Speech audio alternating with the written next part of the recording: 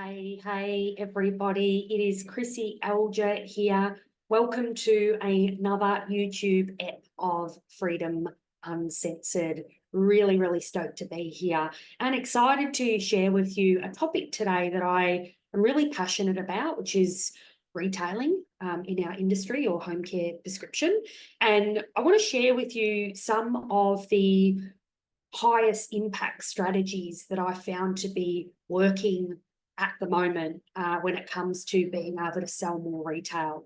And I'll give you a little bit of a background to this. So I'm a big data person, and if you're not sure of how I suppose I get access to data, I have a coaching program that has a number of coaching clients. So I get access to skin, beauty and hair business data.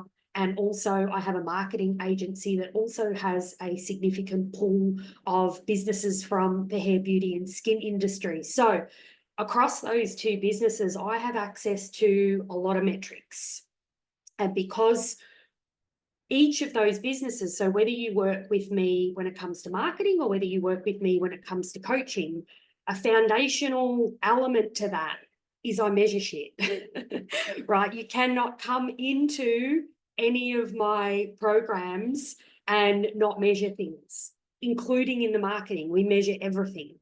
So what that means is that it actually gives me access to huge data pools of numbers. It allows me to track what's working, what's not working. And I want to share with you a significant result that I've noticed in some of the data that I'm tracking. And one of those results was that on average, people that were engaged in the coaching program were able to increase their retail by at least 70%. This was on average, but within 8 to 16 weeks, right? So, and I took, that is based on a lot of data. This was not one clinic superstar unicorn level was able to do that. This was based on a really large data set that I analysed. And the reason why I did that is because I was noticing patterns of performance. I was noticing some really cool outcomes happening with things like retailing and rebooking. Rebooking would be for another episode, but I could see some significant results emerging, and it got me curious, and I did some more deeper research on that. And one of the things that popped out was that metric, was that on average, clients that were working in the Freedom Mastery program were achieving a 70% on average increase in retail within 8 to 16 weeks of working with us. So I want to share with you today why that is, right? And this is more so from the strategic side of things so that you can understand what you might need to look at in your business to be able to get some of the same results, right? Because there's very systemized processes that we follow to be able to get outcomes like this. But, you know, some of it is obviously just an awareness of what needs to happen in consult, what needs to happen when it comes to team accountability and leadership and things like that to actually achieve phenomenal results like a 70% increase in retail in a very short period of time, right? So here is, I suppose, some of the patterns that I noticed when I started looking at the reasons for these remarkable results. And first of all, I'm going to start with the consult. And you can't ignore the consult because the consult really is the centerpiece to influencing the client's buying behavior. Like, it just is, right? And I think that my philosophy or my theory on consultation is very unique in this industry, in that I believe that education alone will not influence the buying behavior of clients, right? Reason being is because I tested it. Let me just, sorry guys, I've got this. You'd think I would learn from the last episode that I need to shut down all of my annoying browsers, guys. You can hear that little Slack message in the background. I've just done that. But this is uncensored, right? Unpolished. You just get me as I am. Anyway, let's get back on track. I'm not distracted anymore. I can focus because that little sound's been eliminated. But at the consultation theory that I subscribe to is that education alone doesn't work. The reason why I know that is because I tried it when I opened up my startup skin clinic, and we were hemorrhaging clients. Like, we were having bunches of new clients come in. They weren't staying. They weren't committing to treatment plans. They weren't investing in retail. They just weren't doing the things we would expect when we were educating them to a high standard. So it set me on the pathway of I suppose, reconnecting with my psychology baseline.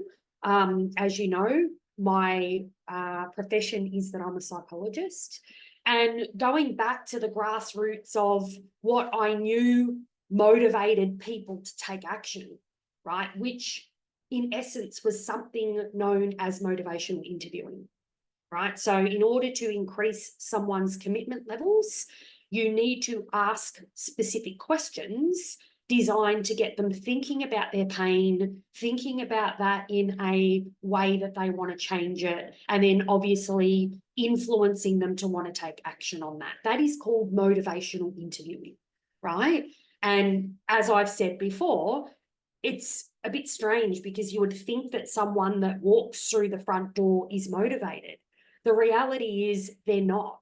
They're interested, but they're not committed, right? Most of the time when your clients walk into the front door, they're curious, right? And this is the very reason why when you've educated somebody extensively and then you get to the end of a consult and they go, cool, I'll just think about it. Can I let you know? No, I won't rebook my next appointment. I'll book online. You know, they don't commit at that point before they leave. It's purely because you've educated what needs to happen, but you haven't actually elicited a level of commitment from the client that makes them want to move, right? That makes them want to take action. That's why you get that really shitty, I'll let you know, or, you know, and it's soul destroying when somebody does that. So my production of a consultation that did both, now known as the motivational consult method, integrated motivational interviewing techniques into the education component of what we do, because it's still important education, but it's not the centerpiece to what's going to make your client commit to what you need them to do for them to get the results, right? So when I married those two together, voila, I had the perfect storm, which enabled me to dramatically increase my levels of commitment investment in clients. And then I grabbed that consult structure and I made it part of the training program of Freedom Mastery. And not just, you know, here's a content session, but basically we train the team members. So they go through 6 weeks of intensive training around how to integrate the motivational interviewing method into their education to increase levels of commitment and motivation in their clients.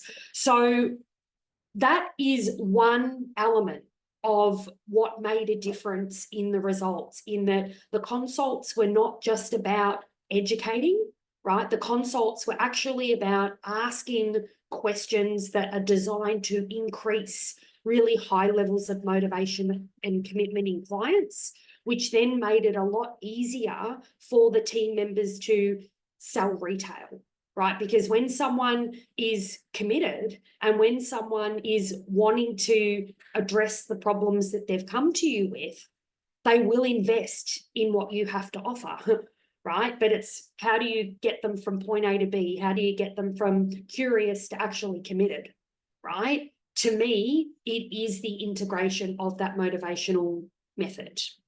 So that is one part. The other part of delivering a consultation that has that degree of influence is actually about kind of the mindset of the team members. So as you would be super aware, one of the biggest bottlenecks that we encounter when it comes to team members being able to sell is their own kind of limitations around money and, fear of rejection and being told no, and, all of these psychological barriers to them being able to sell effectively come into play.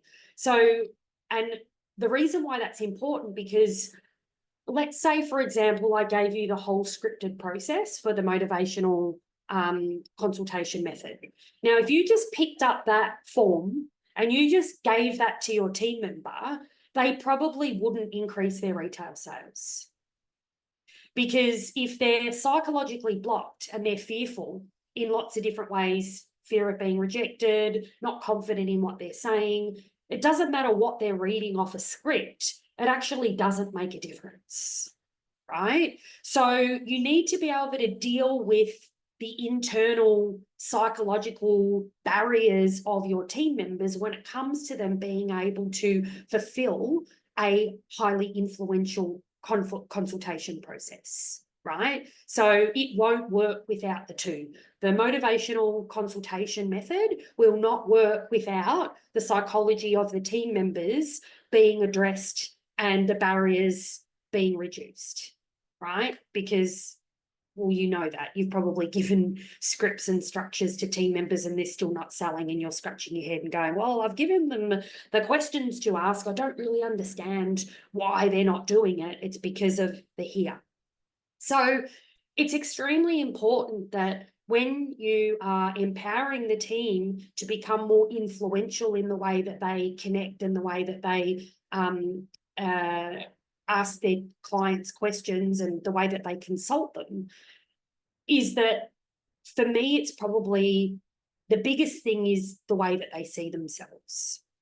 So unfortunately, in the hair and beauty industry, there has sometimes been a culture of, oh, well, I'm just a beauty therapist, or I just do hair, and I just like how people feel as a result of me doing those things. And it's been a little bit of a Betty Basic sort of viewpoint of their role in people's lives, right?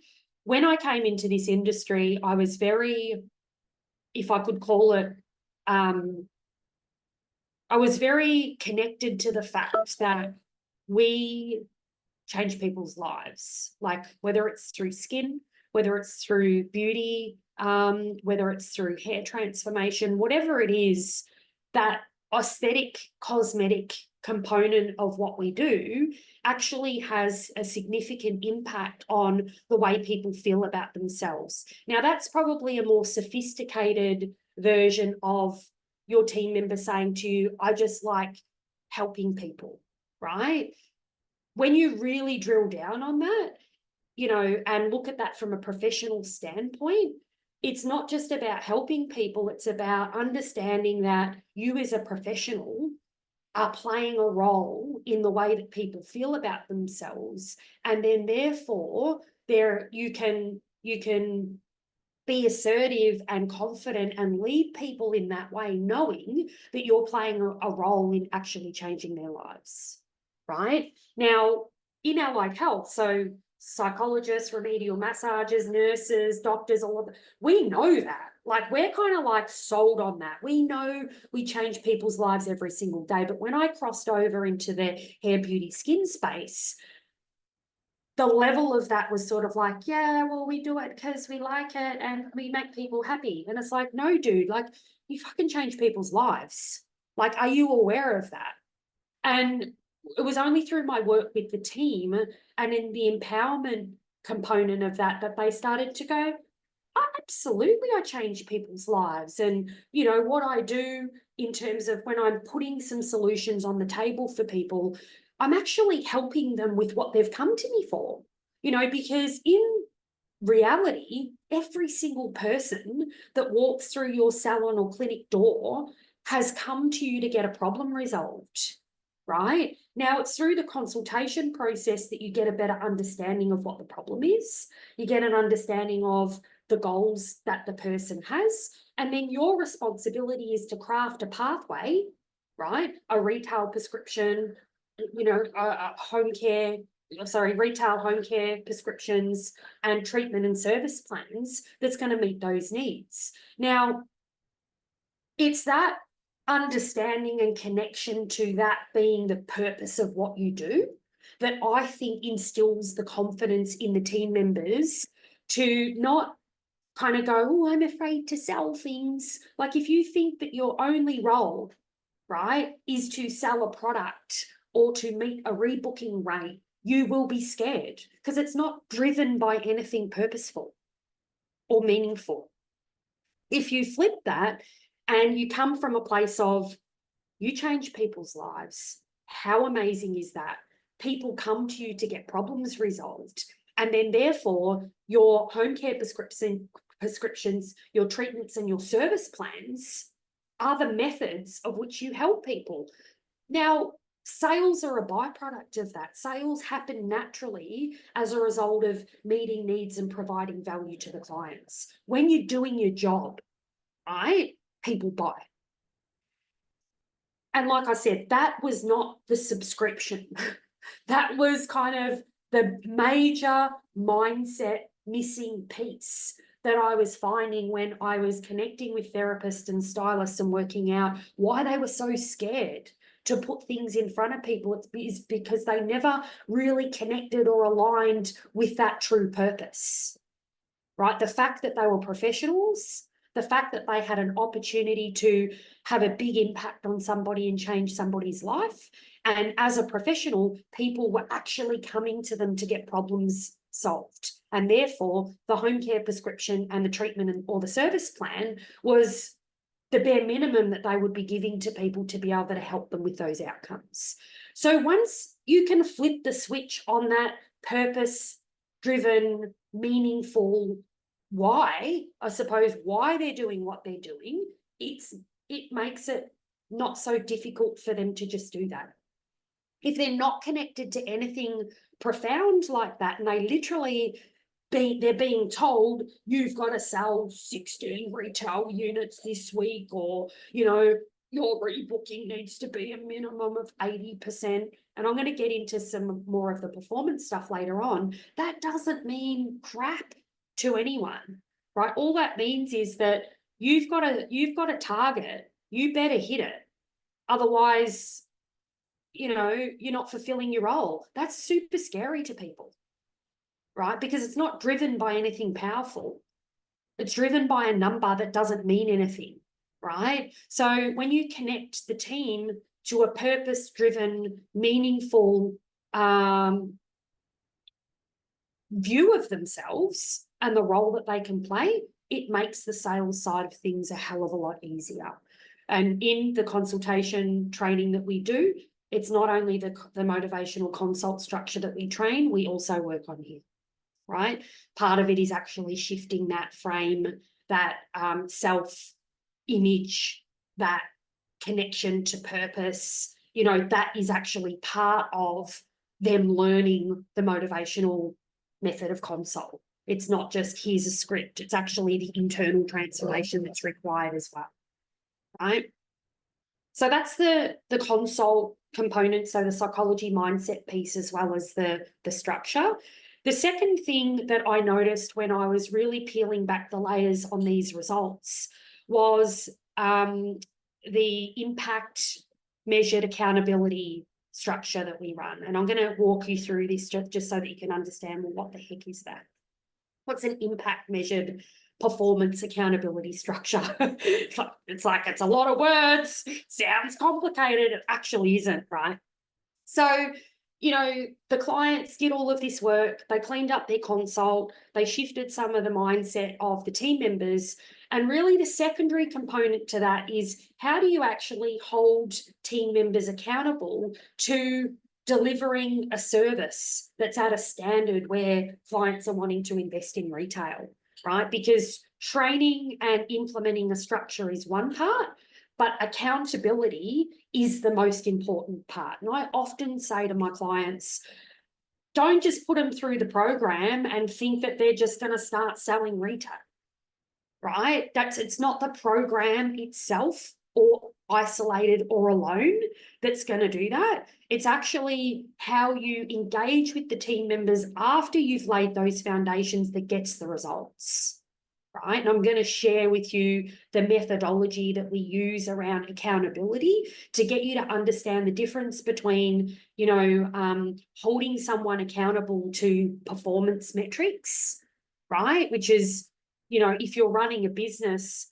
that has probably been some of what you've done to obviously get the team members aware of the numbers that they need to be producing at any given time, versus actually having performance-driven conversations that lead to higher levels of performance. That's different to just having a meeting with someone and talking about numbers. And I'm going to show you how that's different. So, impact measured performance accountability is about moving from numbers, so having meetings talking about rebooking rates, retail units, and all of that sort of stuff, to using a more client-centered language to motivate the team. So what I mean by that, and I'll give you a really good example, we wouldn't use the word sales. Like, in our expectation for our clients with their team members is that they have weekly one-to-ones, right? And obviously part of those one-to-ones is a review of a scoreboard, right? But it's called an impact measure scoreboard, right? You will not see sales anywhere. We don't use the language of sale, right? Because sale is devoid of purpose. Sale's an outcome, right? We use the word investment or impact, right? Now, the difference between and the energy behind sale's scary, sales kind of means to an end, sale has all of these negative connotations attached to it, whereas investment has a different tone. Impact has a different tone. And I'll show you, I'm going to run through the impact measures language to show you how different this lands. So, for example, normally in the industry, we talk about average dollar sale, right? When we run client-centered, performance-driven conversations, we would say, let's talk about your average client investment, right? On average, how much are your clients investing in their results, all the things that they're looking for? That lands so differently to, what's the average dollar sale of your client, right? And again, it's because we are still focusing on an outcome of a client, but it's in a more client-centered way. Clients invest to get outcomes. They and the reason why they invest is because they're looking for a result. Okay, and what we're trying to do is impact and influence that, right? So another example would be retail percentage. Like, how many times have you heard that in performance conversations? So we wouldn't say retail percentage. We would say, let's talk about your average client retail investment, right? Because they're investing in the outcome, right? It's not just a sale, it's an investment. Another, hourly productivity would be another measure. We talk about hourly impact. What sort of impact are you having per hour on the lives of your clients? And how is that represented? Obviously, that's represented by a dollar amount in terms of a sale amount, but we look at the dollar and the number as an impact measure, right? Not as a number, as a standalone. Same as rebooking. We don't say rebooking. We say commitment level, right? Rebooking versus commitment, it lands different. Rebooking, like, it's assumed that that's a level of commitment. When someone's rebooking, they're committing. But if you just left rebooking alone and just spoke to your team about levels of commitment in their clients and their willingness to commit to, pathways and plans and all of that sort of stuff, that lands very different to some talking about what's your rebooking rate, right? Because again, that outcome is that if we have clients that are committed to a process, automatically, as a byproduct of that, we have a high rebooking and a high retention rate, right? But again, it's just a more client-centered way of talking about performance. Same as loss or lapsed clients. We would talk to the team members about that around commitment loss. Where are we losing commitment from clients? Where is it falling down? Where do we find that clients are reluctant to commit to those processes or pathways, right? So it's that change in language that makes the performance conversations a lot more client-centered. And the reason why that works is because I know that if you've got the right team members, they actually are driven to do the right thing by clients. They're actually driven by that. They're much more driven by doing the right thing by the clients and getting the client outcomes than they are connected to business language, right? So business language being rebooking rate, retail percentages, hourly productivity, lost and lapsed clients. That's business language, right? There's a degree of disconnect in their alignment to those outcomes. When you flip it and you talk about client investment, how much impact the client is going to receive from their level of investment, how committed the clients are, that lands a lot differently for the team members when you start dealing in that type of language and you start focusing on those types of outcomes. When you do that, like I said, as a byproduct of that, the numbers just start to show up, right? Yes, you do have a scoreboard in front of you when you're having those conversations because the impact's measurable. The investment is measurable. The commitment is measurable, right? We've got numbers to measure all of those metrics, right? But it's not just the measurement of, it's actually the behavior required to get the team members influencing the clients in that way. So if we're going to talk about how we're going to increase the investment of retail for your clients, what does that look like for you? And they might say, well, maybe I need to refine my prescriptions, maybe I'm not asking enough questions, and they're all behavioral examples. That's a lot more powerful than you only sold 10 retail units this week. You need to sell 20. Like, how are you going to do that? Or how can I help you with that? There's no empowerment behind that type of conversation. Where's the client in that conversation? The client's nowhere in that conversation, right? Whereas if the client is over here and you're actually talking about the client and what's in it for the client and the needs and the value that's being provided to the client, that's a lot more motivating for team members than business-driven metrics. So there's a couple of parts of this that I really want you to hang on to, right? One being, and I probably harp on about this a lot, is that you cannot just educate the client and they will buy. It's a faulty belief system. That has been installed from the beginning of time when it comes to the hair, beauty, and skin industry, right? It's faulty. And I don't care what people say because I've tested the mofo out of it, right? I know it doesn't work. And you'll see some of your most sophisticated therapists or stylists, some of your most technically advanced, are probably not getting the outcomes that for the clients because they're bombarding them with technical shit that the clients just don't need, right? Once you start motivating the clients and engaging with them and connecting with them around, their capacity, their desires and their pain points, and you actually spend time just connecting with them around that, the education is only a small component to them feeling heard, right? Like it's almost to the point where it's, I'm going to prescribe this product for you because of this. And that's the extent. That's all they need. They don't need a 3-page dialogue about what you found on the skin scanner.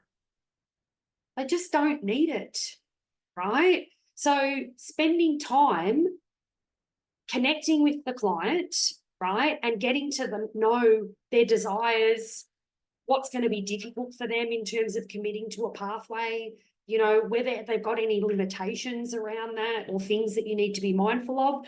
That's going to get the sale over you just bombarding them with heaps of technical information, right?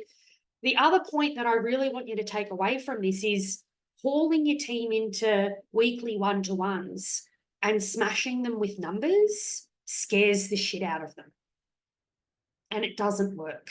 It actually doesn't cultivate performance, right? The conversations with your team members have to be about outcomes. They have to be about behaviors, you know, client outcomes. You know, what's in it for the client? What are the needs that we've got here? What are the opportunities that we've got to influence and impact and change this person's life? And what do we need to do differently to have a higher degree of influence over that? That lands so much more powerfully than number-driven business metric conversations, right? So the methodology of your one-to-ones needs to be more geared towards a client-centered way of conversation, right? So it's those two things. I'd love to know your thoughts on this.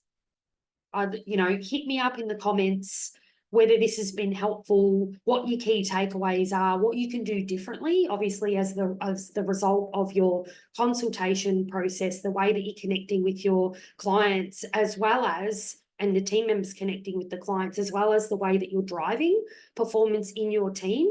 If you look at all of that and do some of the things that I've just mentioned, I can guarantee you will get dramatic increases in your retail sales as a result of that. Actually, all of the metrics, but I'm obviously just focusing on the retail for today.